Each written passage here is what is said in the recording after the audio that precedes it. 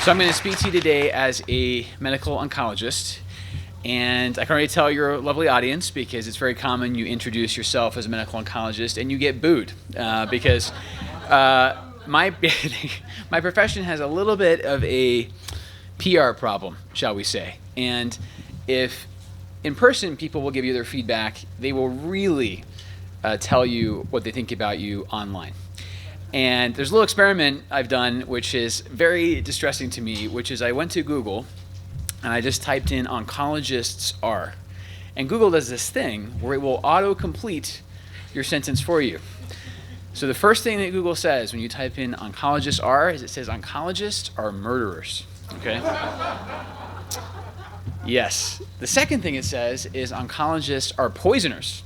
So, and here's the thing, Google is not generating these results itself, right? It's basically telling you how we're being judged in the court of public opinion. So clearly we have some image rehabilitation to do. So what I'm going to be talking about today is sort of how do we earn that reputation? Some of the drugs I'm going to tell you about are admittedly highly toxic. And to get very personal for a second, the reason I entered oncology at all is that when I was growing up, my father was diagnosed with cancer. And as it turns out, in hindsight, he had neuroendocrine tumors, although that wasn't really recognized very well at the time. And he received very, very heavy chemo in the early 90s. And all of the classic hallmarks that we associate with chemo, the intractable nausea and vomiting, the hair loss, the blood counts that bottom out and put people in a great sense of vulnerability in terms of their immune system, all of those things happened to him. And every time he received chemo, my mother and I would brace ourselves that he was going to go in the hospital. It was almost that routine. He would get his chemotherapy in the clinic, and almost like clockwork, he would have to go into the hospital with one or many of these complications. And in fact, we're going to end by talking about the last chemo recipe he received as a patient. And as a medical oncologist now, I try to learn from and remember my dad's experience. What I'm always looking to do is marry effectiveness to tolerability, okay? I want the drugs to work, but I also need my patients to be able to take them. These treatments have to be tolerable, especially if they're going to be given repeatedly and over a long period of time. And to Eric's point earlier, one of the great privileges of taking care of neuroendocrine tumor patients is the longitudinal relationship that you have. I hope to take care of my patients for years, if not decades. But that also means if I'm giving them something repeatedly, I really, really want it to be as tolerable as possible. So the holy grail in oncology is a treatment that zones in on the tumor that you're interested in targeting as much as possible and tries to leave the patient, again, to the greatest extent we can manage, alone. So moving away from indiscriminate toxicity towards targeted therapy. And I would actually argue that we're very close to that holy grail in neuroendocrine tumors.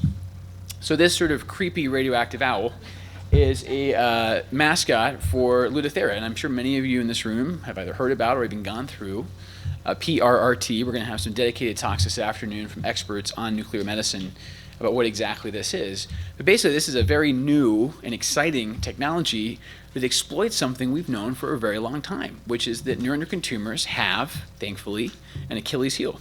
So the basis of targeted therapy, and we've already heard about this from multiple other speakers this morning, is that the neuroendocrine tumor cells, for the most part, not 100%, but for the most part, have on their surface receptors, these little green things, which you can then target either with a somatostatin analog, the purple, or with a radioactive ligand that's tagged onto that somatostatin analog. And that, of course, is Lutathera or PRRT in general.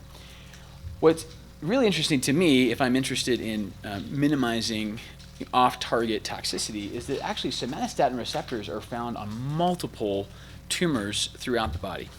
And in fact, if you've had a gallium scan, so the diagnostic exploitation of this physiology, you've probably noticed, if you've looked at your pictures closely, your pituitary gland almost uniformly lights up on gallium scans. And it's thankfully usually not because there's a separate tumor process there. It's because the pituitary gland itself is highly enriched with these receptors. And as we'll talk about in a little while, there's actually one somatostatin analog in particular that's particularly good for targeting pituitary disorders.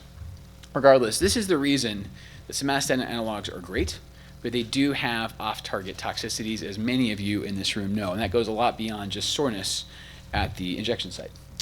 So this news is not hot off the press. This is an article that came out of the Mayo Clinic in 1992 based on work that actually began in the 1980s. And what they found at Mayo, which of course we've expanded since then, is the awareness that most neuroendocrine tumor patients have somatostatin receptors on the surface of the tumors that they can exploit. And this article was really seminal in showing that only one of their patients in this initial cohort did not get clinical benefit from treatment with somatostatin analogs if they could prove that the receptors were there. So what this study in particular looked at was the improvement in symptoms.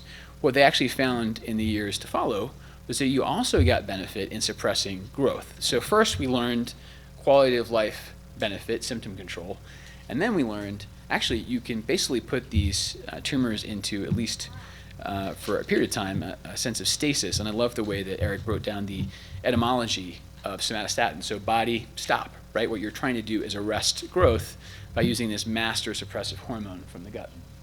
So all these somatostatin analogs, and this is one of my key messages of the day, are not created equal.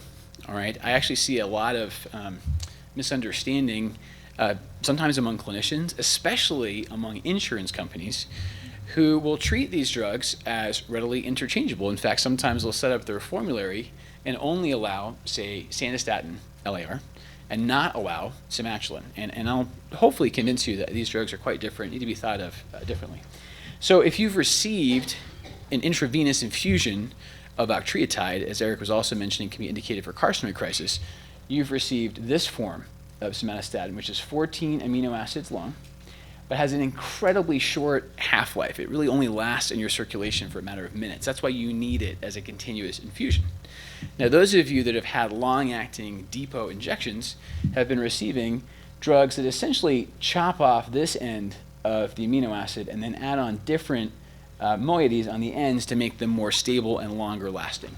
And so that's down here, that's Sandostatin LAR, and that's lanreotide or Somatuline. And these basically are octapeptides that take this end of the molecule and then again try to make it so it gets more durable, persisting benefit in your body. Okay.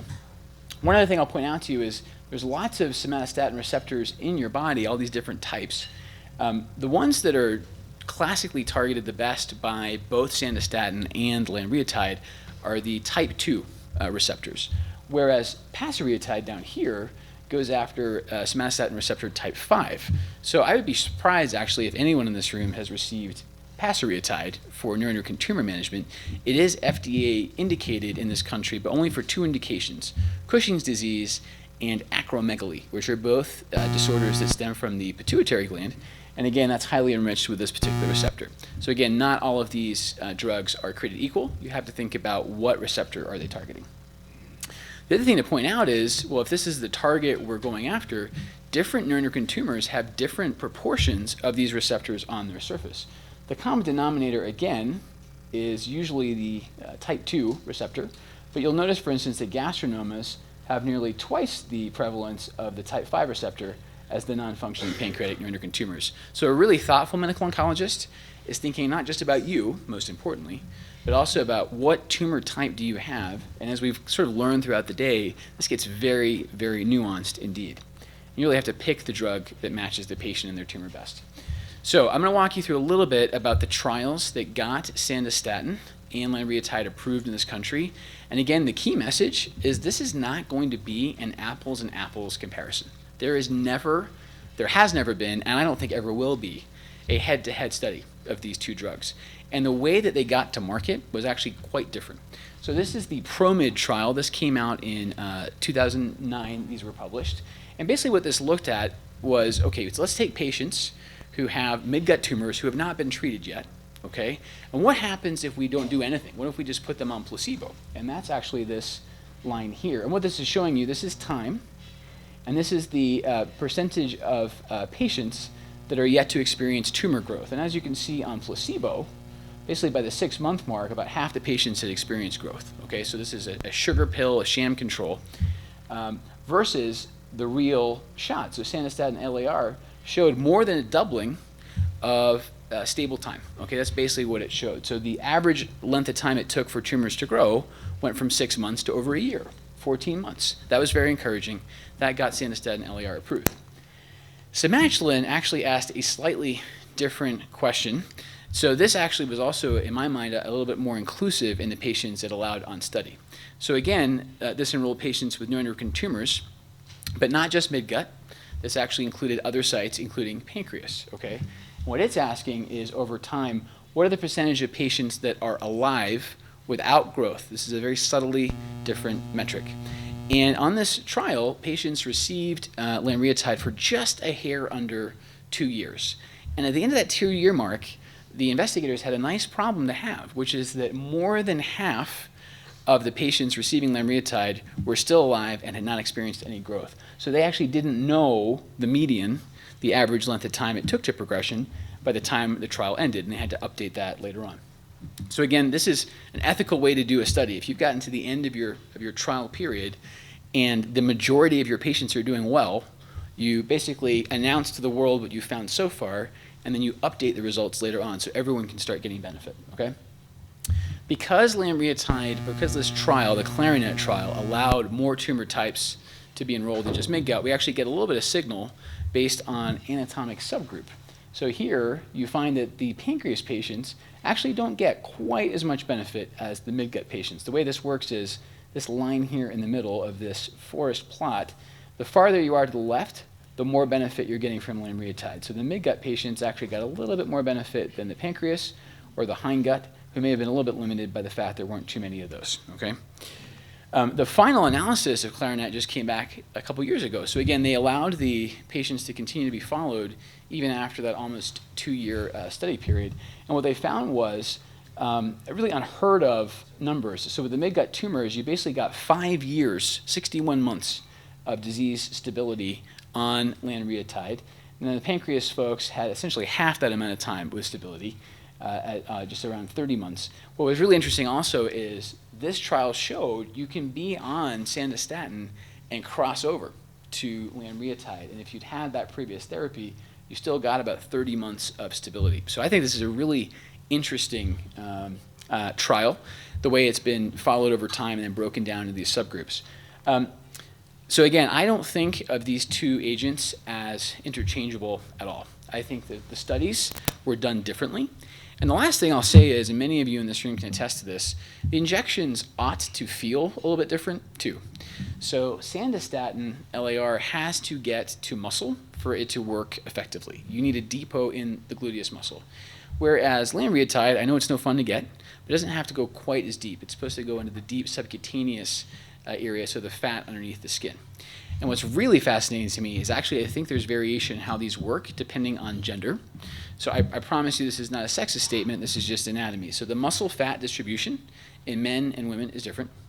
And what you really find if you look at your Somatostatin patients closely is in women, probably about 60% of women have had at least one, if not more, Somatostatin shot that didn't actually get to the muscle.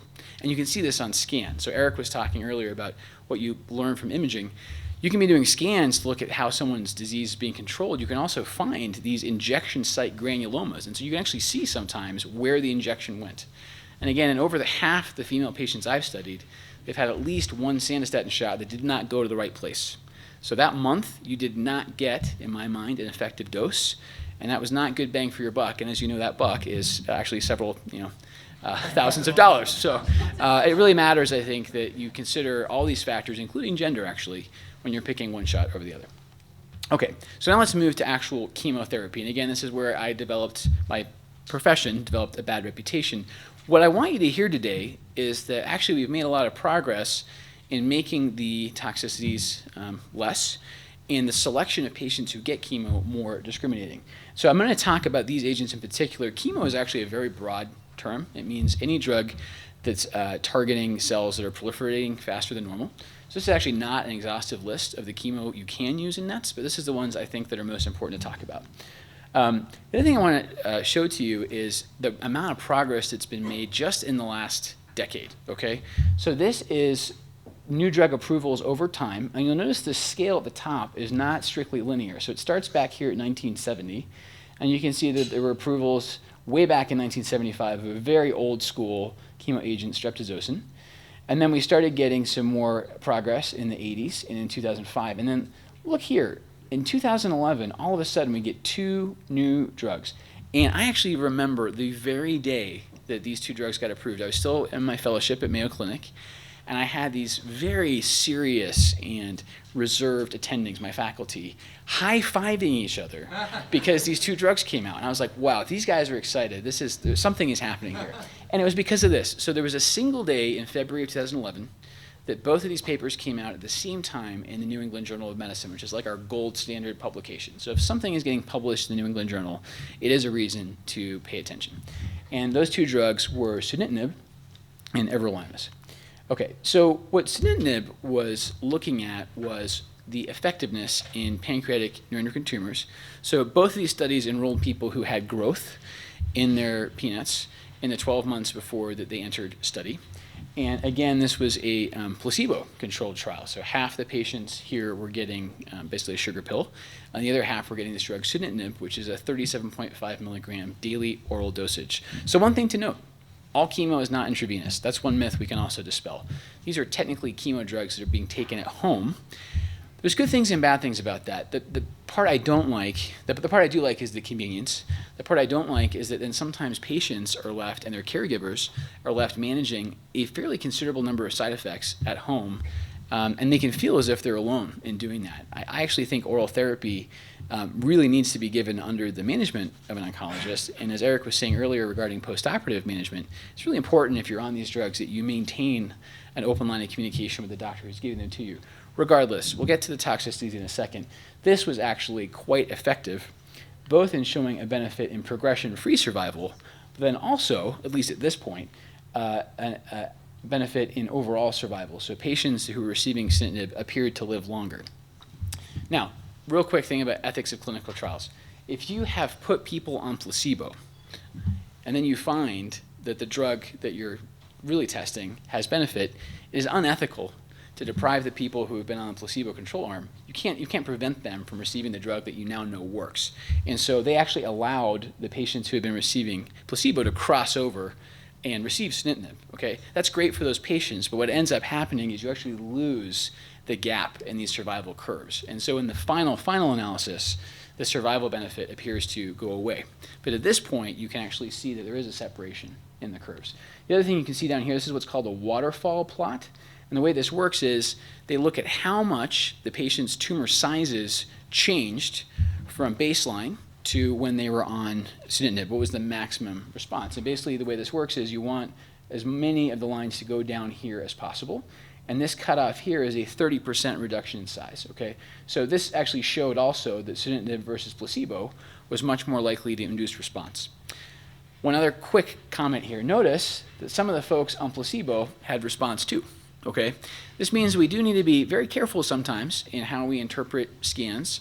I loved Eric's example earlier also that, you can be told that you're having progression on a scan, but really what you need is a specialist to sit down and go over those images for you before you either jump to the conclusion you've had growth, or here, I would argue, the likely spurious assumption that you're having shrinkage.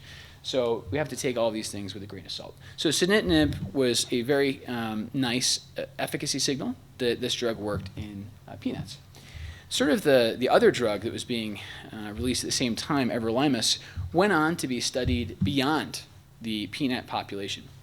And so with all due credit to Dr. Yao, the principal investigator who ran this at MD Anderson, he actually did a whole suite of studies. So RADIANT is essentially just a number of trials, all of which took place in neuroendocrine tumors, all looking at everolimus. So RADIANT 1 was looking only at pNETs. RADIANT 2 looked at midgut carcinoids.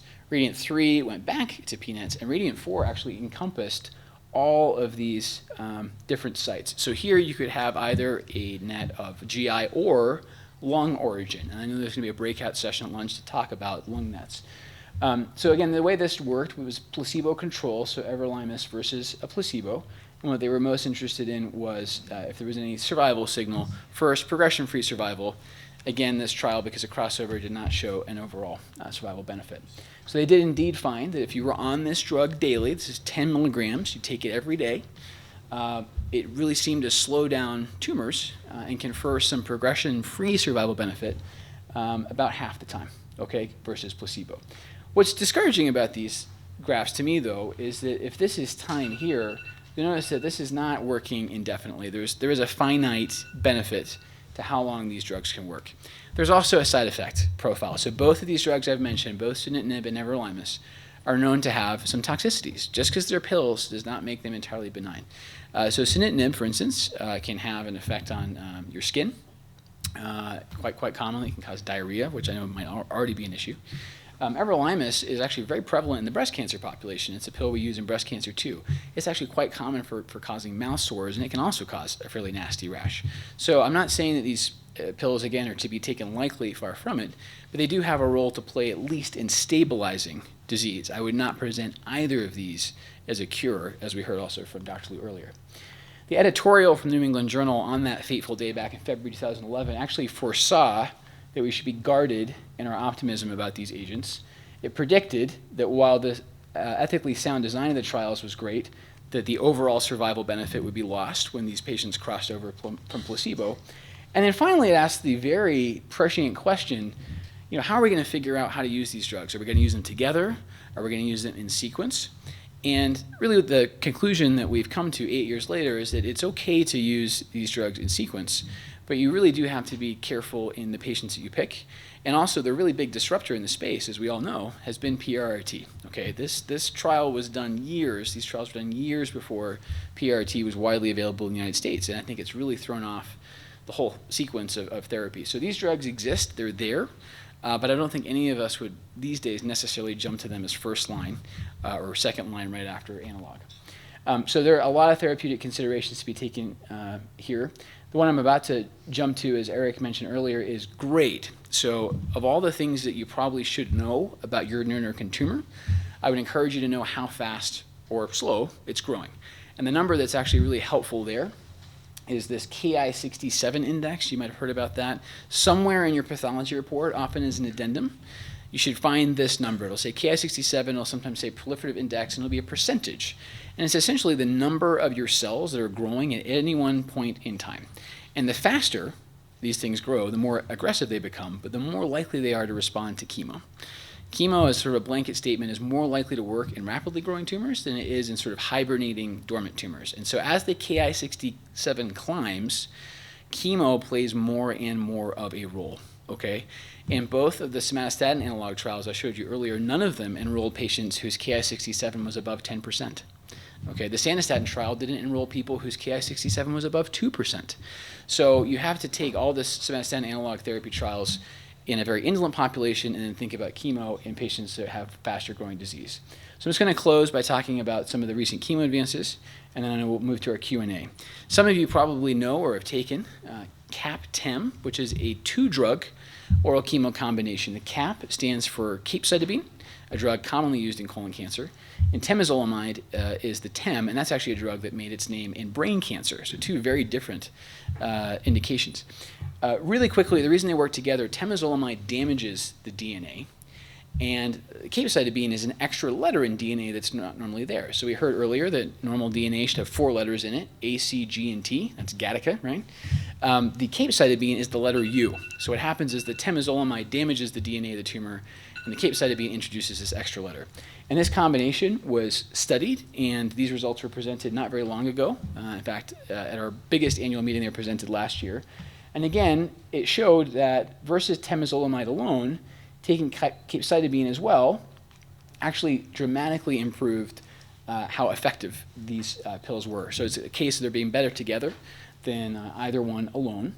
The median progression-free survival of the temozolomide alone group was about 8 months shorter than the combination, and the overall survival benefit we actually don't even know yet. So this is, again, a nice problem to have where Dr. Coons, who's leading the charge on this, is continuing to study these patients to see exactly how long this is keeping them alive. So stay tuned on that.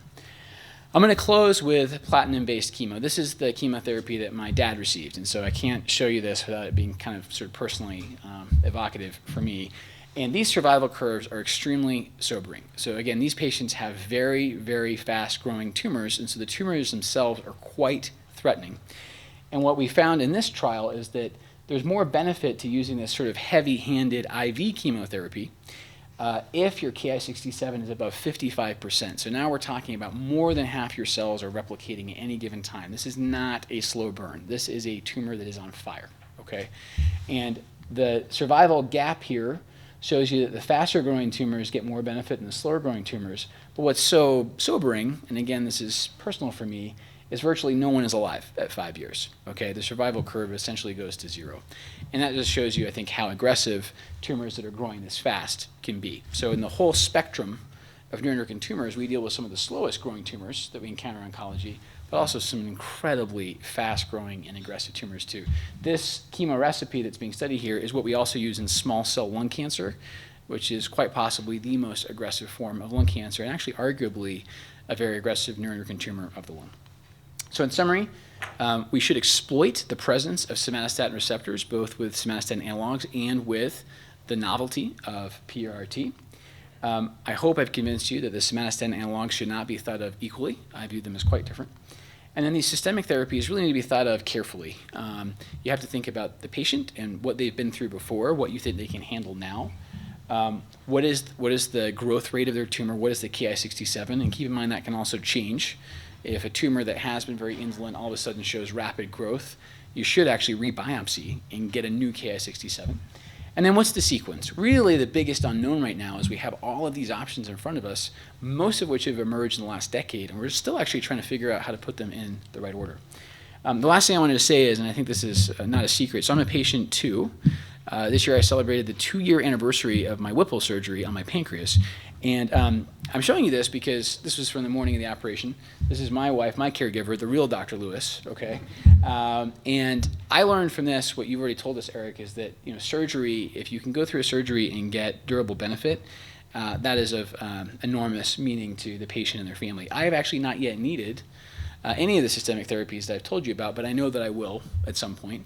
And I take enormous hope in the fact that we are making so much progress so quickly. Again, it's giving us this nice problem to have, which is we're doing better for our patient community with hopefully less toxic therapies if we can get away with it. And hopefully that means medical oncologists like me can sort of shed the reputation that we've earned. The last thing I'll say is this is a family affair for me. We heard about genetic syndromes this morning too. I have MEN1, so I've actually passed all of this risk on to my son who's 8. And when I look at the current landscape of neuroendocrine tumors, I am so hopeful that he will not have to go through the indiscriminate toxicities that my father encountered, or even a major pancreatic surgery like I've been through. And I think I can see this iterative progress all of a sudden resulting in an explosion of treatments, and that's just really exciting for all of us. Whether we're clinical researchers or whether we're families and patients dealing with this disease, I really think guarded optimism is the appropriate response. So with that, I'll close, and I'll be happy to take your questions.